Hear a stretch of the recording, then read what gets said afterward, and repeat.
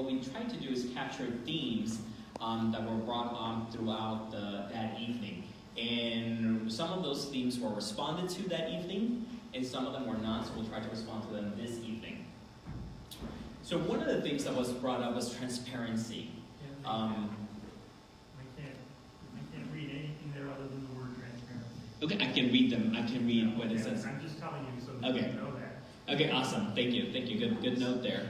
So transparency. So one of the things that this board initiated when we started in May was that we committed to making sure that all the financials were transparent and available to the community. So the bullet points that are up here, sir, are that the financials are located on our website. Our business minutes are located on our website. Our audits are located on our website. So currently we have 2016 and 2017 audit that is located on the website. We have all the community chats and all the board meetings on Facebook. So everything is streamed FaceTime Live, and it's logged on our Facebook webpage or Facebook page, so you can go back and review the chats and the board meetings. So in terms of transparency, we're taking every step to make sure that we're as transparent as possible.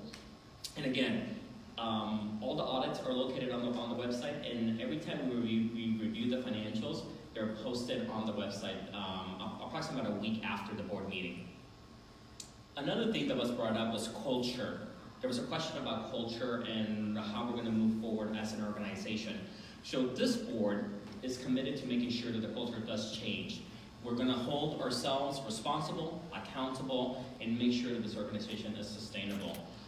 Those are the things that we as a board have committed to, and we're encouraged to work with the staff to make sure that we continue that as we move forward.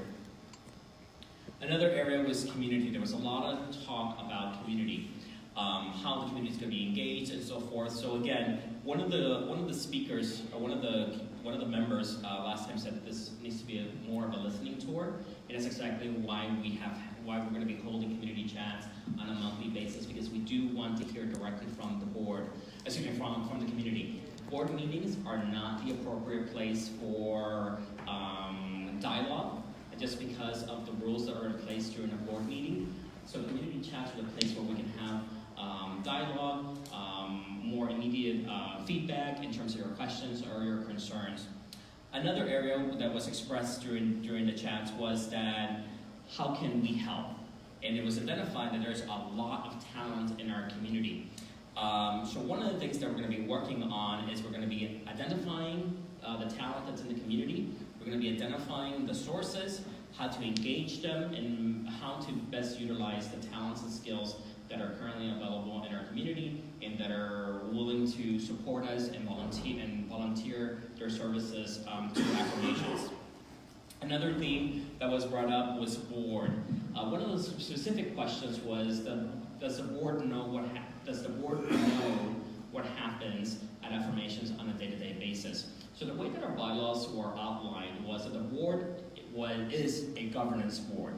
As a governance board, it is not required to know the day-to-day dealings of an organization, because that's why you hire subject matter experts like an executive director, and then that executive director hires subject matter experts like directors to be able to manage the day-to-day or what the operational requirements are of an organization.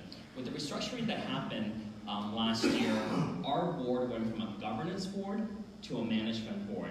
And what we've been able to do over the last couple of weeks is truly understand what happens at Affirmations and what is required to make it successful. On a weekly basis, we have a board member that meets with the staff, and I say a board member, it's Cheryl, who meets on a weekly basis with the staff, also supported with Tim, as his schedule allows it. The board is on site more often. To just give you an example, I know Cheryl's here a lot. Tim comes and works sometimes from an office upstairs. So the board is a lot more engaged and present on site. Again, signaling that we've gone from a governance board to a management board. And there's a lot more things that the board does. So just to give you an example, Anthony Sherman, who is not here this evening, he is a person who is an expert in building management, understands infrastructures and how to improve infrastructure, and identifying gaps and how to close those gaps. But just to give you an example of how involved we are, a couple of days ago, Anthony was here fixing toilet paper dispensers to make sure that toilet paper could be dispensed correctly out of each of the stalls. So again, the board members are now heavily involved, not only in the day-to-day stuff, but actually fixing things that are required to make sure that we're operational and that our guests have the best experience possible. And then there was a question about board members and whether they had the confidence of the board to continue as board members. And since December, there has been a vote of confidence for the chairperson, the president of the board, and there has actually been other votes of confidence to make sure that we as a board felt comfortable with each other's roles and responsibilities in each of the roles, in each of the positions that we hold within the board. Steps. So there was a question in terms of the steps that we were taking and how to move forward. So again, as outlined during the December chat, we said that the key things that we needed to identify was stop the bleeding, which is what we have done through the restructuring. The next step is to focus on essential services, which is what we've done by focusing on the things that we're really good at and making sure that our center is open as many hours as possible. And to contact donors, and I'll be able to walk through that donor contact a little bit in more detail on the next couple of slides, and then to take a breather. Needless to say, we still haven't taken a breather. The board has been fully engaged even through the December break, or through the holiday break. The board has been fully engaged in making sure that the organization functions and is able to provide the essential services even through the month of December. Development. This is an area that there were several questions around in terms of, do we have a development plan? How are we going to move forward, and so forward. So again, three major sources of revenue are grants and foundations, donors and corporate partners, and then I spoke a little bit about identifying a fourth revenue stream. An area that we're going to be exploring further, and I'll speak about it a little bit more in future slides, is that we're going to strengthen our grant writing and our donor corporate partnerships. In fact, before this meeting, we had a development meeting with some legacy leaders, people who are experts in this area, to help develop our development plan moving forward. Grant writing, we've identified a grant writer who is going to help us develop a grant writing strategy moving forward. This is a person who is an expert in the area. This is what he specializes in, and he's committed to volunteering his time to help us develop a grant strategy for Affirmations. What's interesting about this particular individual is that in addition to grant writing expertise, he has a very strong development background. He understands that grant writing and development work synergistically, work in parallel, and is going to be working with the development committee as well to develop a strategy that we'll be able to execute for both grant writing and for corporate and donor revenue. On the fourth area of revenue, this is something that we're still currently exploring in terms of how can we best utilize this building, where can we go out to identify areas outside of those three traditional revenue sources to create stability here within Affirmations. So again, this is still an area that we're exploring, nothing definite yet. Staff. Here, I want to take an opportunity to say thank you to the staff.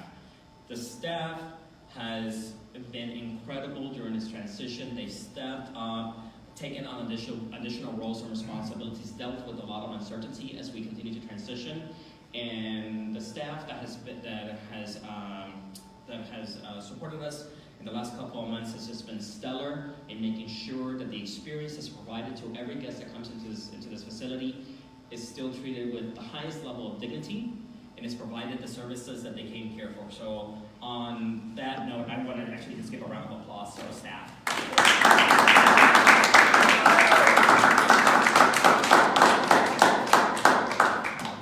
With that being said, the staff does have the support of the board as required. Again, we've outlined how Cheryl's here on a weekly basis, or meets with the staff on a weekly basis to identify any key issues or concerns. And we're also working with them to be able to improve current systems and processes to make their daily jobs a little bit easier as we move forward. Another thing that was brought up was strategic plan, and we'll actually speak a little bit more about the strategic plan in future slides. And then the last one is infrastructure. There was concerns brought up about the phones, databases, and technology in general. So in terms of the phones, we've actually upgraded our phone system in the last 2 or 3 weeks, I believe. So we shouldn't be experiencing any more phone issues moving forward. Anthony Sherman took the lead on that and has helped us resolve that. Database mergers, I know that Tim is working on that with several team members, yes, to see how we can make our databases more efficient, how they can talk to each other better, and how we can actually start collecting data that can help us create better strategies. So thank you so much for that. And again, this connection was made at the last community chat, so thank you.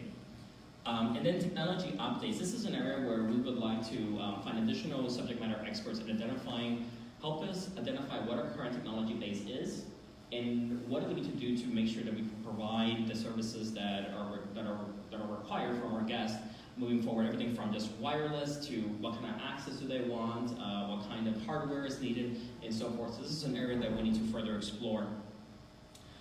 So again, these were the themes that were captured from December. So the question really is, well, what has happened since December? So since we met December 10th, our reserves are still the same, about $58,380. That's what we currently have in reserves. In addition to that, we have the BFF fund, which is the Building for the Future fund that will be coming in later this month. However, what was confirmed was the amount.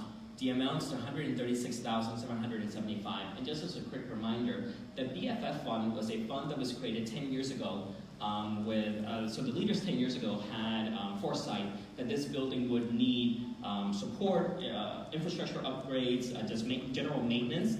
So they participated in a matching program over the last 10 years. So that program has matured, and now whatever funds were left will be coming back to Affirmations, and that amount, again, is approximately $137,000. In September timeframe, the board voted to put the majority of this money into a reserve, specifically to restrict how these monies were going to be used. So approximately $20,000 are going to go into general funds, and the remaining balance is going to go into a very specific reserve that will only be utilized for building and infrastructure expenses. So again, maintaining the true intent of what the BFF fund was for. Yes? Do we make recommendations on some of that BFF? For sure, yeah. It's We think that having wheelchair push buttons on the bathroom doors would be very helpful. We This think room. having, even on this room, we think having an overhang when you're unloading wheelchair passengers outside there so they're not getting rain and snow on would be a very good thing to have as well. Yep. So I see people taking notes, and I know that this is being recorded during FaceTime Live. So for sure, I mean, we're definitely looking for suggestions in terms of how we can make the experience of our guests much more pleasant, and make sure that our building continues to be accessible to everyone. So again, all suggestions have to be reviewed and analyzed to make sure that yeah, exactly. So for sure, thank you so much for bringing that up. So again, the BFF fund. So we have $60,000 in reserves, we have $137,000 in the BFF fund, and then the next one is almost $84,000 in donations. So in the last 6 weeks, we have received $84,000 in donations through the appeal, the year-end appeal, and by having individual board members reach out to donors and explain the situation. And really what this signals to us is that the community and the donor base are still encouraged, still enthusiastic, and still believe in affirmations. They still know that affirmations is required, is needed, and is relevant in our community. So I think that this speaks volumes in terms of what has happened in the last couple of weeks. So again, $84,000 was raised, either through actual funds or through commitments. And this just an hour ago, we got another commitment for an additional $5,000. So we can raise this up now to almost $89,000 in commitments thus far for 2019. Now, is that yearly commitments or just one-time commitments? This is just one-time commitments, so yeah, this is one-time commitments. So you bring up a good point. So $89,000 is a great start. It's great momentum, but it's not going to solve all of our problems. But what this signals is that, again, the community is encouraged, is enthusiastic, and still believes in the organization. What we need to do is we need to build on this momentum, and we need to continue to grow this portion of the revenue stream. So what this also allows us to do is to be able to go to endowments and to foundations and corporate partners and let them know that yes, there is still a relevance for affirmations that we can show you, because in the last 6 weeks, we've raised almost $89,000. Any questions on this? Yes? A question, is that over and above the center partner donations? This is above and beyond center partners. Okay. Yes, yes. That also includes people who have committed to center partners. So people who have not been engaged in center partners, who have now committed to center partners. So the $5,000 donation that I spoke of, this is a $5,000 commitment that they will be making throughout the year, a total of $5,000. So, and they will be doing the way they will be doing it is by participating in the Center Partnership Program. Yep. In addition to that, other things that we've done is that we've reached out to our community partners. So I spoke heavily about how do we continue to provide the programs and services that Affirmations has been known for, but what we've recognized is that we may not necessarily be the subject matter experts in. So we continue to have that dialogue, make connections with community partners to try to understand where the synergies do exist, and how can we continue to partner with them so we can provide all of the services that the community expects from a community center like Affirmations. In addition to that, we've had several individuals and organizations reach out as subject matter experts in transitions. And so we've had several contact points over the last couple of weeks with individuals and organizations who want to help Affirmations transition to its next phase. We're currently still in the information collection phase, where we're trying to collect as much data as possible, try to understand the strengths and opportunities from all these organizations, and really the value that they can bring to Affirmations and to the community as we move forward. So this is an area that we'll continue to report on a monthly basis as we continue to refine and define what does the interim leadership strategy look like. Legacy leaders. So this is something that was brought up at the last community chat, and something that that we've definitely taken full advantage of in terms of making key contacts and touch points, is that legacy leaders have come forward and said, hey, we have experience in this area. We've sat on the board before. We've been leaders at Affirmations or other nonprofits. We have a level of expertise that we would like to share with you. So this is an area that we're extremely excited about.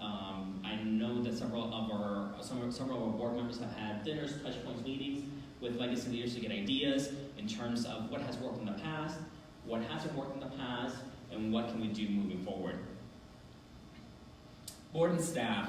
So here I want to take another opportunity to, again, thank the staff for their strong efforts in December. As we all know, December is a challenging month because of the winter holidays and a lot of people taking PTO, and with the restructuring that occurred, it made it difficult. It it may have been difficult for some of our staff to take PTO had it not been for a board who stepped up and filled in when our staff needed time to spend with family and during the holiday season. So here again, I want to say thank you to the staff for their continued commitment and dedication to Affirmations, but also to the board for what they've done to be able to make sure that we're able to support our staff members when they request PTO time.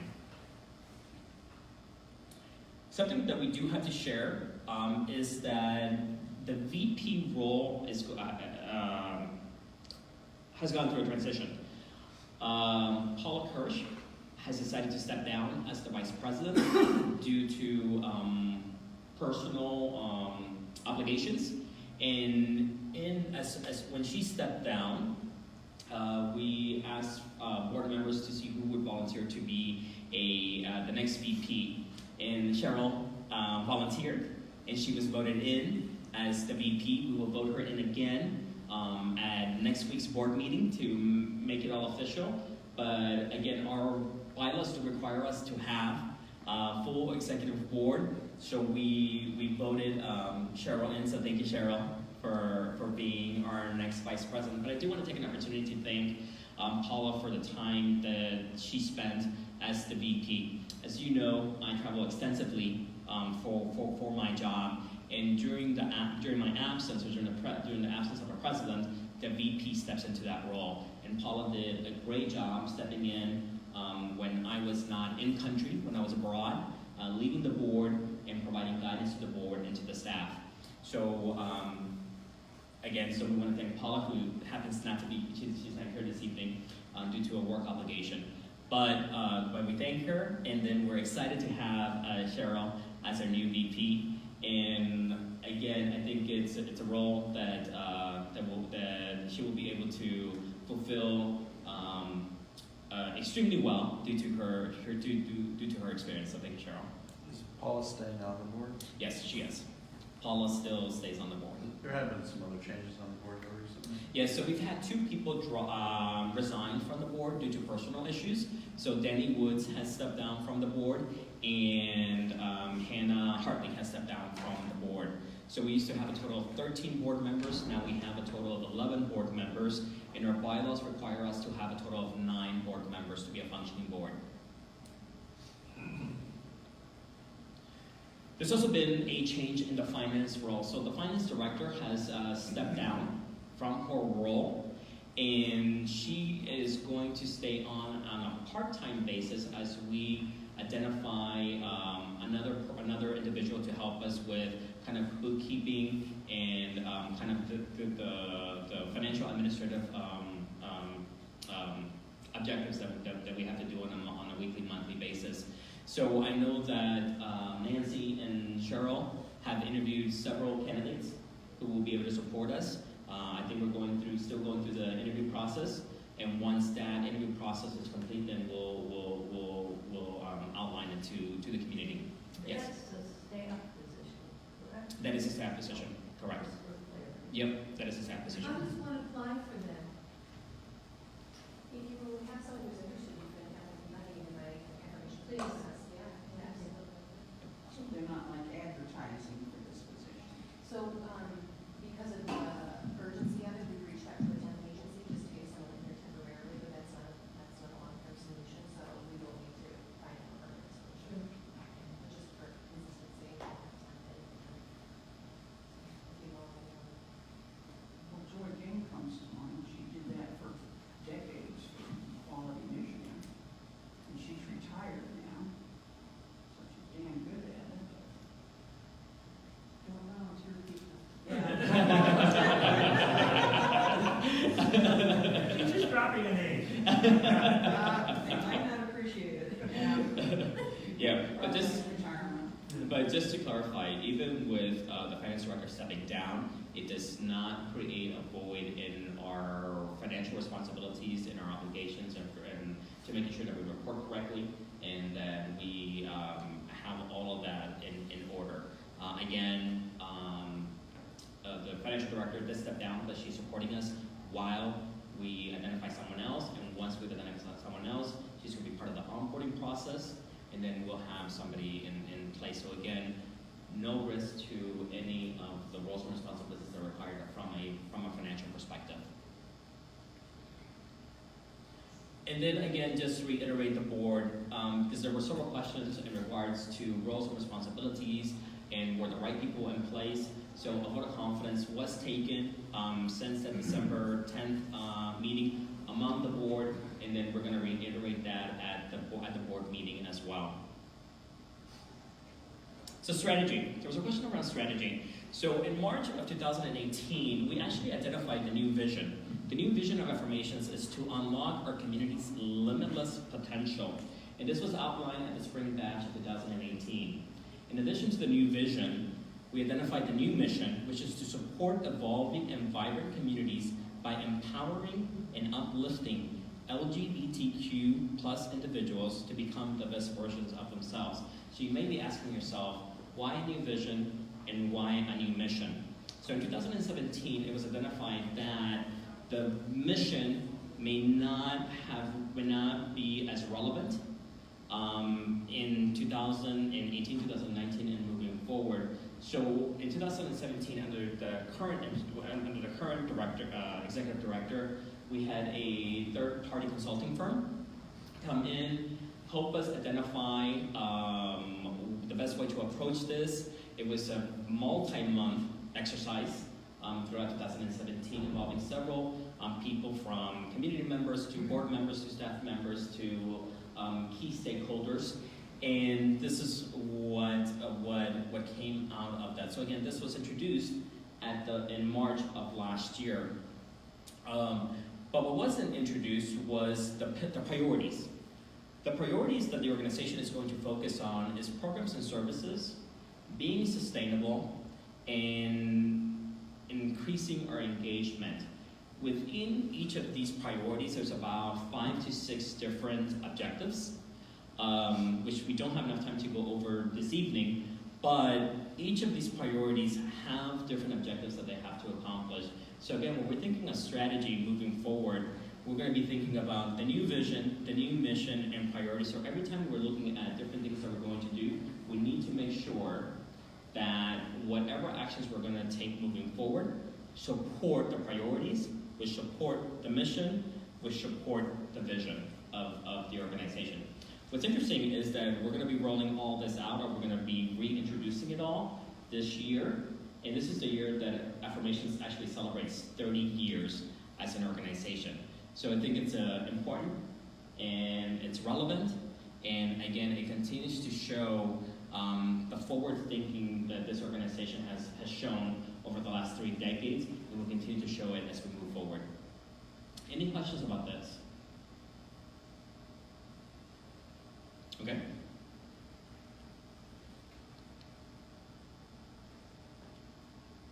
Okay. So one of the things that was identified at the last community chat was that the community wants its fingerprint at Affirmations. They want to be involved. The community wants to be involved. And what that signals is that, hey, you're right, this is a community center. We want you to be involved. We want everyone to be engaged. We want your help. We need your help. With that being said, we've identified several areas where we do need community members who have expertise to help us. So over the next couple of clicks, there's going to be bubbles that are going to show up. And these are areas that we want subject matter experts to help us in. There's going to be lines. So in February, those lines are going to have people's names on them. And again, what we're doing is we're calling out to the community to say, where can you help us? An area that we need expertise in or help in is grant writing. Again, we've identified one individual who is going to do it on a volunteer basis. But again, because it is a volunteer position, and we're all volunteers, we need more support. We need to be able to spread the work. We need to be able to spread what's required to be able to make each of these areas successful. So if you have an expertise in grant writing, please let us know tonight, because I would like to have I would like to have names in each of these circles so we can follow up and start getting these groups going so we can start to achieve the goals that are required for 2019. Another area is technology. If you are a subject matter expert in technology, please let us know. Again, this building is 10 years old. I'm pretty sure that the wireless technology that we have here probably needs and deserves a severe upgrade, but what do we upgrade to? We need someone to help us identify what the gaps are so we can move forward.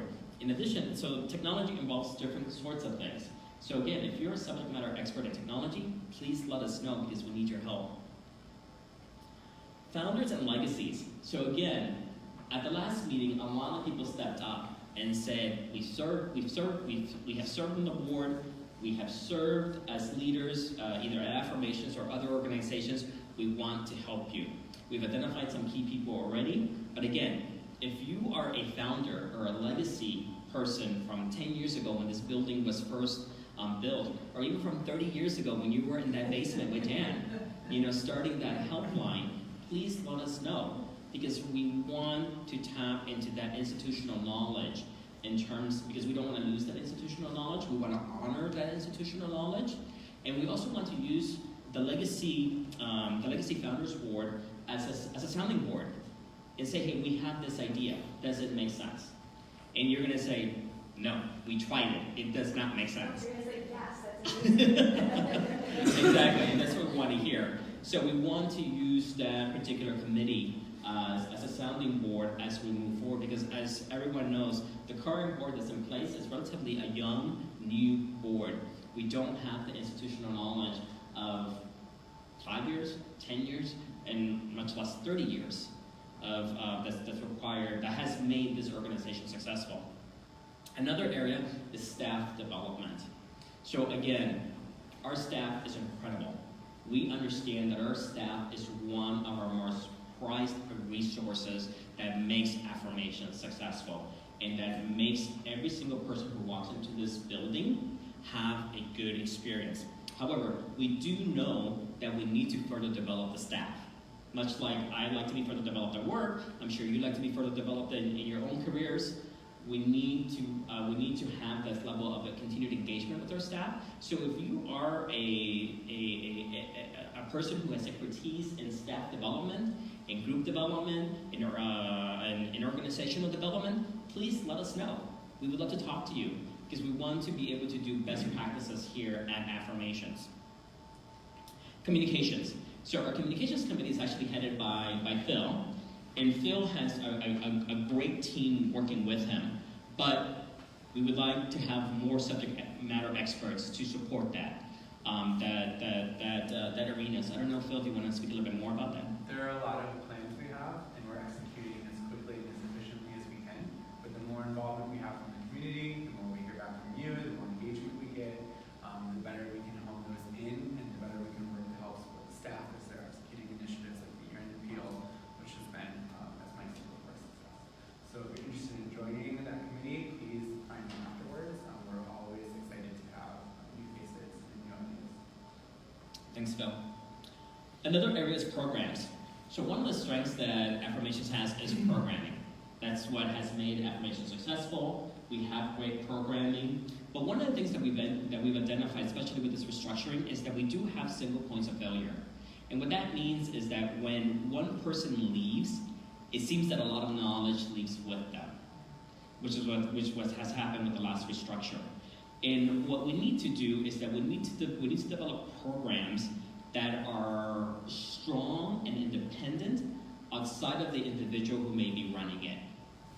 And Ian has stepped up, and so has Heather, and they're actually developing new programs. I've actually sat in one of their programs, and I have to say I was extremely impressed with what was presented. And but again, this is going above and beyond what our current roles and responsibilities are. And what I see with them stepping up is that I see potential for growth, and I see potential for exploring other areas of responsibilities for them. But we need, if you're a subject matter expert in programming, let us know. Come and sit down with Ian and Heather. and explore, hey, how can we further develop the programs that you currently do have? How do we develop new programs? Those are the kinds of things that we need from the community. Building. So I spoke about Anthony Sherman. So Anthony Sherman has been a long-term volunteer here at Affirmations. He joined our board about a year ago, less than a year ago. And one of the things that we didn't know about him is that he has an expertise in building management. So he has about 30 years of experience in retail and so forth. And part of that, those roles and responsibilities at the management level was to also do building management. So he has been an extremely important asset in helping us identify gaps in the building. Things that he has looked at is he's the one that helped us with the phone upgrades. We're looking to improve our security systems. We're looking to improve other different things to make the experience here at Affirmations much more pleasant. Things that are not seen by the guest, but we know that is required and needed. But again, if you are an expert in building management, if you are an expert in certain things that are required to maintain a building, please again let us know. Because Anthony is just one person. As much expertise that he has, I know that he would appreciate any additional support if that level of expertise does exist in the community and you're able to provide it to us on a volunteer basis. You can't see that, but that's his Spring Bash. So Spring Bash is our major gala fundraiser that's held on a yearly basis. This year, it's on March 30th at the MGM Casino, and we are looking for people to help us run that particular event. In the past, this event was actually fully run by volunteers. And over the last couple of years, it transitioned into something that was supported by staff and volunteers. But what we're looking for is for it to be continued to be supported by staff like Kyle. And we have 2 board members who are leading it. Tim and Anthony will be leading the Spring Bash this year. But we need volunteers to help us run that particular event. It's our #1 fundraiser. It's our gala event. It's our signature event. And we would like it to be successful for our 30th year anniversary. Tim, do you have any comments about that? Please join. What have is the Spring Bash raise funds, the donate, I know people buy tickets to go to it, but surely there has to be tons more just to pay for the facilities and things of having that. So I'm assuming people are giving a whole lot more money than just what the tickets are, which ordinary rank and file can't even afford the tickets. Yeah, so we do have different price points to be able to go to Spring Bash. But in addition to just buying a ticket, there is a silent auction. There's a live auction that does run in the several thousands of dollars. And we have some corporate sponsorships as well. Corporate sponsorships is a major aspect of it. MGM has been an extremely good corporate partner of ours, where they do provide the venue and the services at a heavily discounted price, which allows us to have a very nice premium event at their facility. But a lot of it is, again, having volunteers at the event and making that event successful in terms of guiding guests from all the way from entrance all the way to their seats, to doing different auctions that are run through the cocktail hour, things like that. So again, in terms of volunteering, there's different capacities that a volunteer can help us at that particular event. But in terms of how the monies are made, a lot of it comes from our corporate sponsorships. A lot of it comes from the silent and live auction that goes on that evening. And then there is an appeal that's done that evening that raises a lot of funds as well. If you want to volunteer, or if you know organizations or companies who would like to sponsor the Spring Bash, please put them in contact with either Kyle or Tim or myself to help kind of navigate cultivating our relationship. I would also say that if you want to see what Spring Bash is about, but you can't afford a ticket, volunteering is a great way to get there. I did that for many years. So you kind of get to go. They don't get to have a fancy dinner, but they usually provide something for volunteers. You can kind of see what it's about and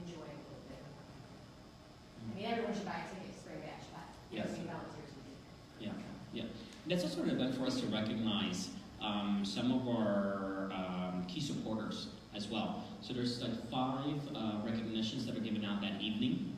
That range everything from stellar volunteerism to stellar advocacy to, I can't recall, philanthropy and so forth. So again, it's an opportunity for us to recognize some of our key supporters that evening as well. But as Cheryl said, we want everybody to buy a ticket to go to Spring Bash. We want everyone to donate. But again, if you're unable to join us that evening as a guest, there's other ways to be able to participate through volunteering or through helping us volunteering that evening or through volunteering up to that event, which there's a lot of logistical things that happen prior to that event. In terms of getting donations, in terms of just motivating the community to buy tickets and so forth. Any other questions on Spring Bash? Along with that is development. So an area that we would like subject matter experts in is development. Again, prior to this meeting, we had a meeting with some legacy leaders and some subject matter experts to again help us to start developing what does the development plan actually look like for 2019. How do we continue to reconnect with our donor base? How do we cultivate a new donor base? And then how do we continue that relationship beyond just 2019? And that's something that has been lost over the last couple of years. So again, the community is really good at rallying and coming to Affirmations in a moment of crisis. And we see it. We've seen it time and time again. And that's actually what makes Metro Detroit so unique, I think, is that when there's a crisis and there's a rally needed, the community steps up, and we're seeing it. But what we need to do is to avoid these crises, is we need to maintain a strong relationship with our donors so we're sustainable month after month, year after year. And what that means is that we need to grow our donor base. So in the past, like many organizations, we've relied on some maybe key donors, but those key donors are it's not a sustainable strategy. We need to move beyond some of our key donors and to actually have the whole community engaged. And when I'm talking about the whole community, I'm talking about $10 a month through our center partners. If you can do a little bit more, $50 a month. If you can do a little bit more, even better. So again, because what that does is that it allows us to predict our cash flow. It allows us to have a month-to-month touch point with our donor base. And it allows us to continue a dialogue to see are there other opportunities for either additional donations, or are there other opportunities for us to engage you in other capacities? Because again, what we saw last month was that the community is eager, willing, and able to participate, engage, and volunteer in so many different capacity levels. And that's what we want. We want the community involved. So if you're an expert in development, if you have an idea for development, please let us know. We want to hear it. We want to know. And then there's one last area, which is general volunteers. Heather is head of our volunteer services and initiatives. And volunteers range anything from manning the resource desk to doing the discussion groups, to helping with youth programs, the list goes on and on and on. So again, if you're not a subject matter expert in one of these key areas that have been identified, and you want to volunteer, we can use you. We can find something for you to do. We can find something for you to help us in, because everyone who wants to volunteer has value to bring to the organization and can benefit us here at Affirmations. And that closes this loop. And again, the word in the middle is community, because we thought we were alone. When we had to decide to restructure in November, we didn't realize, we knew that we had support systems, obviously, but we didn't realize that we have a whole community that is still fully engaged, that is still wants to continue a dialogue with us, that wants to support, that wants to help us, but more importantly, wants to volunteer and make a difference. So when I showed the fingerprint at the beginning, in the rainbow color, it's because the community wants to leave their fingerprint on the community. They want to leave their fingerprint in this community center, which is your community center, which is something that was created 10 years ago with legacy leaders, and which was started 30 years ago in someone's basement, Jan's basement, 30 years ago. And look what it's grown up to be. We want to continue that legacy, but most importantly, we want to redefine what Affirmations is moving forward to be representative of what the community wants and needs.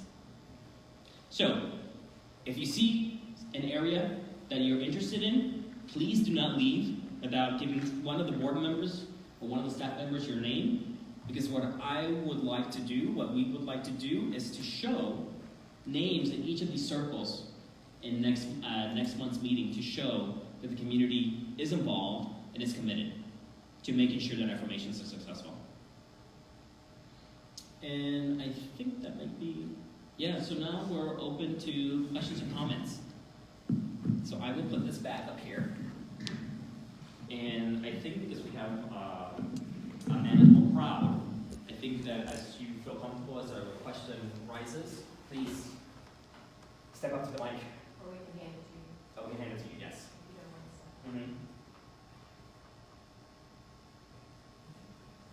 You must have done a great job. Everybody's questions were answered. No, I don't need the microphone. They won't be able to hear that Facebook, are you sure? Okay.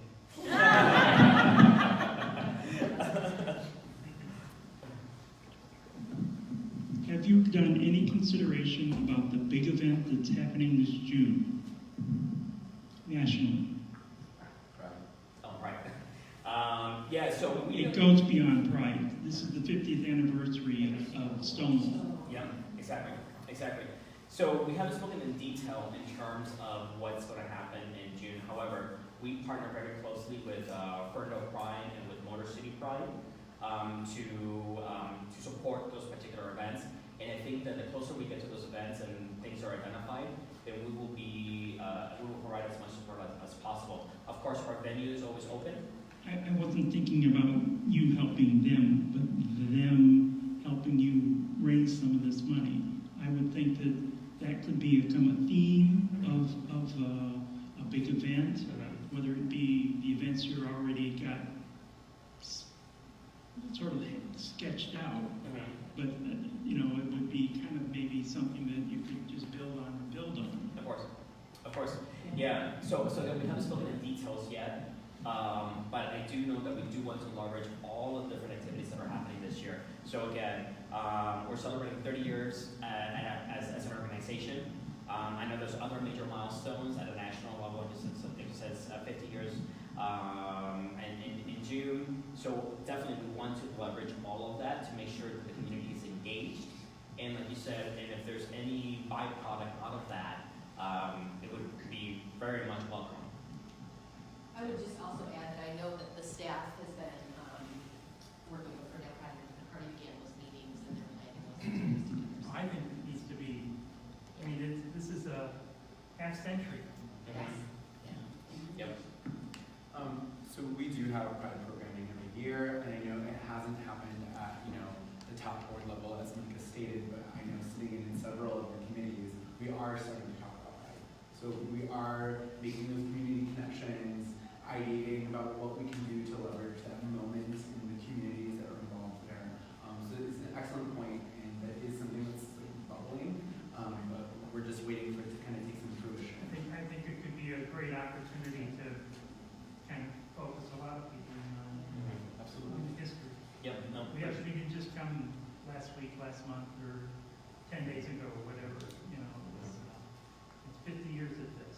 Yep. And we're still haven't reached the point that we want to see it. Very good point. I was very happy that last summer you were open for Ferndale Pride. That was an try to think Ferndale Pride not even had Affirmations open was just mind-boggling thought. So, and even if you come into the air conditioning and use a restroom, Yes. So I think Julia Music I know Julia Music has announced that that she will be bringing Ferndale Pride like meetings and so forth to Affirmations. I know that there's been connections already made with some of the staff members, and one of the things that we're trying to better understand is how do we better utilize this building during Ferndale Pride, because I know that there's a lot of things. I'm sorry. I know on Facebook they're saying, we cannot. Yes, I'm sorry. Yes. So I know that Ian has a very successful event through his youth programming. It's the prom that happens. This event, which provides a safe environment for youth in a non-alcoholic environment, which we're extremely proud of always hosting that for our youth and providing that alternative for our youth. But so that's done in this particular area here. But we have additional office space or a building space that we could better utilize during that event to generate additional revenues, to re-engage community members, and things like that. So we're trying to better understand how do we leverage our building, which is literally in the middle of Ferndale Pride. So like you said, that we haven't been able to leverage that as successfully as we've wanted to in the past. And there's some things that we're trying to study and understand moving forward. There's a lot of logistical things that need to be considered, but just because alcohol is one thing, the interaction between youth and adults and so forth, there's safety concerns, logistical concerns that we always have to be aware of and cognizant of. One of the things I would like to see maybe for something like this is there's a growing number of gay and lesbian parents and grandparents in this community, and to have something very child-friendly at Affirmations during Pride Week would be very nice to have. And if you need a grandma to help with that. That is a great idea. I looked over there and I saw some smiles because I think that these are ideas that are being considered and have been evaluated. A children's area and Mhm. stuff, but now I think that's moved down to Detroit area, and I don't know that they have a children's area so much. They sponsor This children's Pride. areas and non-alcoholic spaces at Pride every year. And This is Affirmations always co-sponsors those spaces within the outside areas. They have different children's games and whatnot that they do. And then Affirmations often provides space for logistics for Ferndale Pride for the different staff and chair different committee members, such as myself. I'm a committee member for Ferndale Pride, and also different performers for the different stages. So as Mike indicated, we utilize our space logistically as a support space, in addition to providing gallery and groups, meets and greets and stuff in our center and our cafe spaces during Pride, like we did last year. This year we're going to be partnering with a school program at one of the Detroit area high schools that did a wall project, and it will be displayed here, and it's an interactive exhibit which can also have connections to Stonewall being walls and people writing on them. So we've got a lot of things already, and I will be meeting with Ferndale Pride Chair next month to break down the details.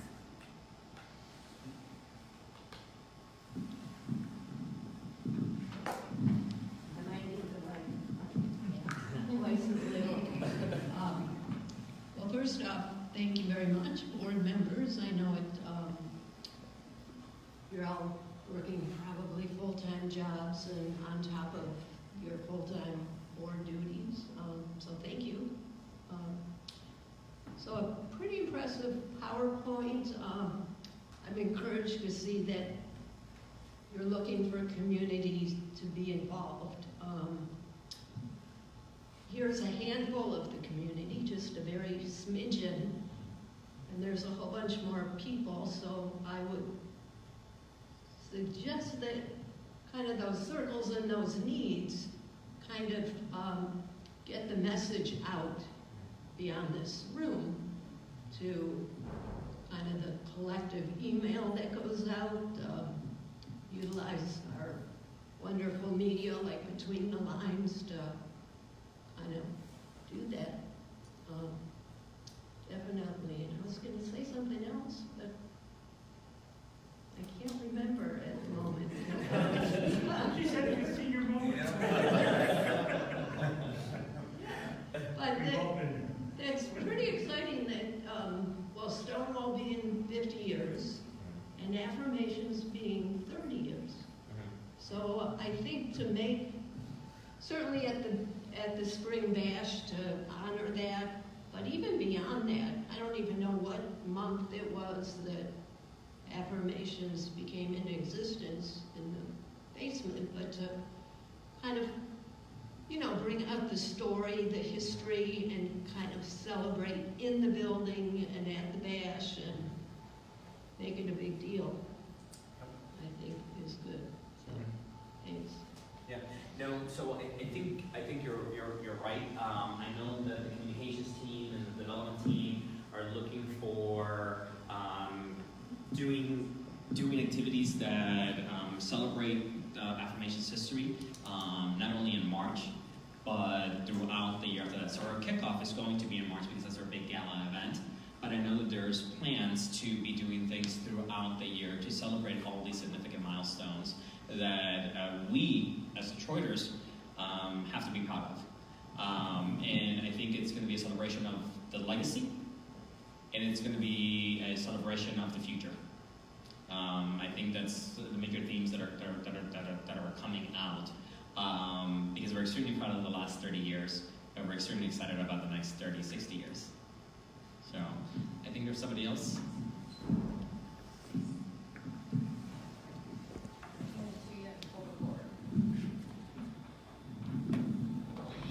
I asked a question at the last meeting about the Center Partner Program, and I'm glad to hear you mention it here, but this is a small group of people. Are there plans to reach out to former Center Partner members? I think there are still people who think that Affirmations is crumbling, Yep. you know, as an organization. And so, I know you said you have to work on some databases, but do you have some plans to reach out to people to let them know that, you know, we're still here and please come back and support us on a monthly basis? Yes. So again, as I stated right before this meeting, we had a development meeting, and I'll let some of the other members who were there speak if they would like. But we took some actions in terms of how are we going to get those identifying those ex-center partners, and identifying strategies to connect with them and to re-engage them as center partners, and then also how do we identify new center partners as well. So we need to re-engage our previous center partners, and then we need to connect with a new generation of center partners. And there were some tasks and some milestones that were created this evening. I want to say, Sue, I don't know, Sue is part of our team, and she spoke a lot about the success that Center Partners has had in the past. And as we mentioned last month, and even at the last board meeting, the current Center partner participation is nowhere near where it used to be. So how do we get back to those success rates? And Shu has helped us identify some key things. We have some subject matter experts that specialize in development, who have helped us identify key things that we need to do to be able to truly identify the strategy. So the team has taken some key actions that we need to complete over the next week, 2 weeks, and then re-engage the development experts again and say this is where we're at, and then how do we move forward. So Bill, you want to say that? And just to add on to that, that has been on the top of the list for a few of the committees, both communications and development, and will continue to be. It's not just about looking at past center partners, it's also about looking at the program itself, how can we improve it, and then how can we communicate about it. Several of you have mentioned that this community involvement is great, this is the start, how do we communicate that out to the larger sets of communities that exist, right? So, because the LGBTQ community isn't just one community, it's several intersecting and overlapping communities. And so how do we best leverage that with our historic data and with our more modern platforms of communication? So yeah, that's an And excellent. certainly the historic data should provide you A with good the base. past. Yes, absolutely. partners. It doesn't help you with new ones, but it helps you with those who were previous supporters of the center. Right. Absolutely.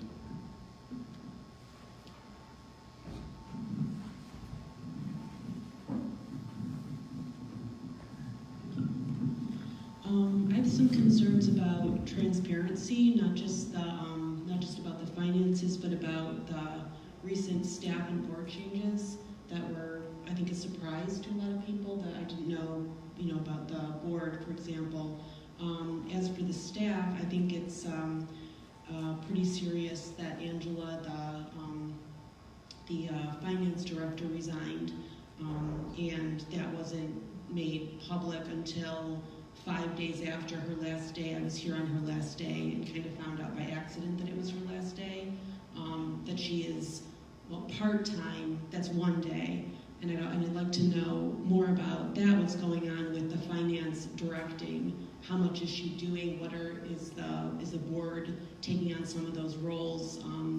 The staff was reporting to Angela, who was reporting to the executive committee. Who's everyone reporting to now on a daily basis? Yeah, I think you already touched on some of that. Yeah. So as you mentioned, Angela is still on staff. Yeah, that's correct. She works on Saturdays because the role that she's accepted is a full-time role. We can't hear you. They can hear you, but you can't. So what I was saying is Angela's still an employee. She works part-time, that's correct, Saturdays, although she's willing to come in the evenings as well if we need her to. Her role that she accepted is a full-time role, so she's here part-time through the transition. As I mentioned, we're looking for someone to replace her permanently, but in the interim we have temp agency that we're working through.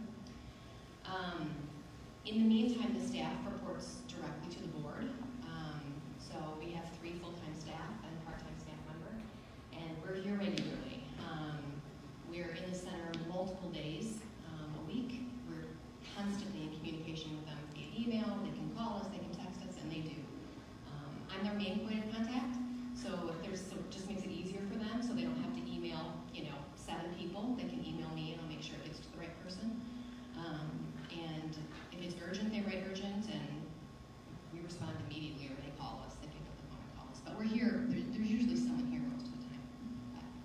But, Yeah, and Angela's emails that get forwarded to me, so people to receive her emails. she still receives them as well. And She responds does, to yes. them. Yep.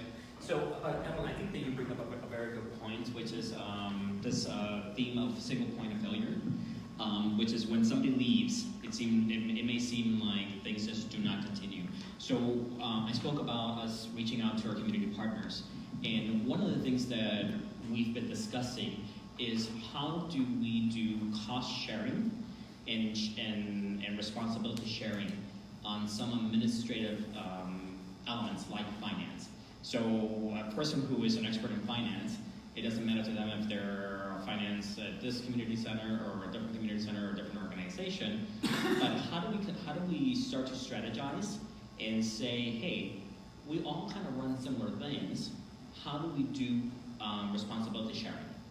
Because it really doesn't impact the end user in terms of the services that are provided to the end user, to a guest, or to anyone who visits your center. It's more of an administrative objective. And that's one area that we need to further explore. And one of the things that I've learned reaching out to partners of ours, ranging from organizations that are much smaller than Affirmations, and organizations that are 5 times larger than Affirmations. And one of the things that has been consistent is that an organization that's less than $4 million doesn't have a fully developed administration workforce. So usually you're only working with somebody who does multiple things. So like Angela was doing, or even like an executive director who does multiple things within an organization. So when they leave, it leaves a huge void. So one of the things that we're trying to do is that we're trying to eliminate single points of failures. So if somebody does decide to leave, it doesn't create a void in the organization because there's someone, there's an oversight organization that's actually doing that. That it doesn't really matter who's running it, as long as they have a backup and they don't have a single point of failure. So when we're looking at strategies like that, we're looking at organizations that are in the $5 million plus, because they have mature administrative organizations where if somebody does leave, the function still goes on. So to be able to expand it a little bit better, an organization like a Fortune 500, if a finance person leaves, their finance department does not collapse because they have a very mature finance department. A much smaller organization like for example, a mom and pop shop on a corner, if their finance person leaves, potentially their organization falls apart. We're right in the middle.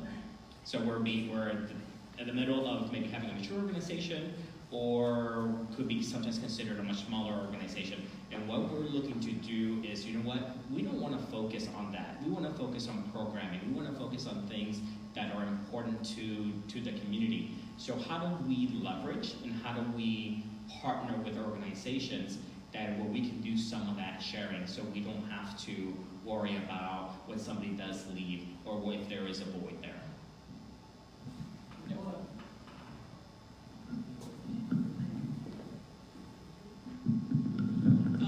I'm also concerned about, well, you said it, staff, I mean, board members are frequently here, but it remains that there are 3 staff here, and things happen, for example, several weeks ago when a couple of the staff were out, a family emergency, an illness, and there was one staff here. I've been here, I volunteer on Friday afternoons when I'm here at the desk by myself, which is okay because I've covered the desk by myself, that's fine. When staff and board are upstairs in a meeting, what happens in an emergency? What happens, what things, who is the point person then? What happens if a center guest needs to be removed? What procedures are in place for fire or police, or if one of the youth, dials 911. I don't know if you've been considering things like that, or, inclement weather, fire, and, someone sitting there alone at the desk, a volunteer. I've been there staffing the building pretty much. I think we're going to say the same thing, so go right ahead. So we have thought about it, so there's a few things. So when we have a staff meeting, the whole staff is in the staff meeting. One of the things that we're looking at is putting phones in the different meeting rooms and conference rooms, so that if you are at the front desk and something happens, you can reach us because there will be a phone in there where you can reach us. Right now there's not phones in those rooms, so when you page center-wide, you can't hear it in those rooms if the doors are closed. So that's one of the improvements we're looking to make. And there was something else I was going to mention. I can't Expanding the camera view. Oh yeah, So taking a look at security and expanding the camera view, absolutely. Anthony's working on that. So part of our infrastructure from a security perspective. I know it's a major concern for the staff, and so something that we're looking to upgrade that system. And those BFF funds are things that we can use for that. And actually, a lot of it will go back to you as the staff and the volunteer, going, we didn't realize that was a big enough issue until people started to raise it up. Yeah. So the more you share with us and the more you let us know, we'll try and address it as quickly as we can. And I just remembered the other thing I was going to say. So when staff are out on PTO or called in sick, the board has now went through the volunteer training so we can be called in. So some of us have some flexibility in our schedule or with PTO planning. So if we know in advance, we can take time off, use our PTO from our work to come in and cover it.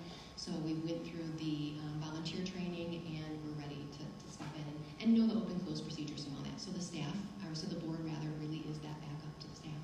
And they've trained us and they did a good job.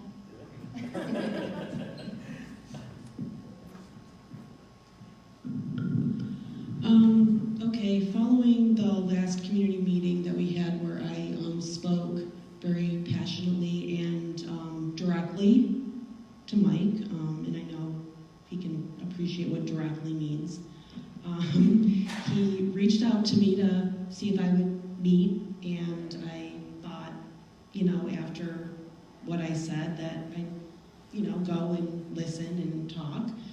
I felt that I would do so with a board member present, so Cheryl came and we all spoke for about an hour, and a lot of things were discussed. I'll just say that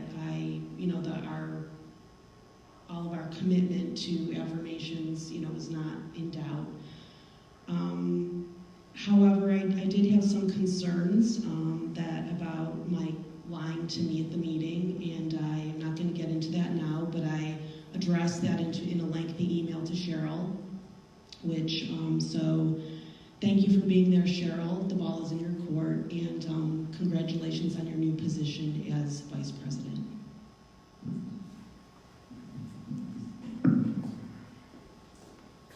So I'm just going to quickly state that, again, we need to be very careful when we use language. So the only thing I can say is that I welcome any community member to review the financials that are available on the website. I invite and welcome any community member to read the audits that are available on the website, and any discussion around financials and audits will be referred back to what's available on the website. In terms of the audits are done by a third party, not affiliated with Affirmations. They follow their own norms and their own protocol, professional protocol, to develop the audit and the results and the context of that audit. So again, I welcome any community member to, again, read the financials and read the audit. Any additional questions or concerns? Yes? And I think we only have about 10 minutes left. Okay.